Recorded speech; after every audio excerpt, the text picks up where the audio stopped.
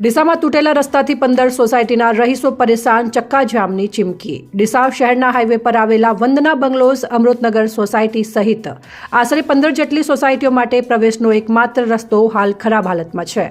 થોડા સમય પહેલા એક ખાનગી કંપની દ્વારા પાઇપલાઇન નાખવા માટે પાકા માર્ગને તોડી નાખવામાં આવ્યો હતો, જેના કારણે હાલ ત્યાં માર્ગ જેવો રહ્યો જ નથી। રસ્તો તોડ્યા બાદ ત્યાં માટી અને રેતીના ઢગલા છોડી દેવામાં આવ્યા છે।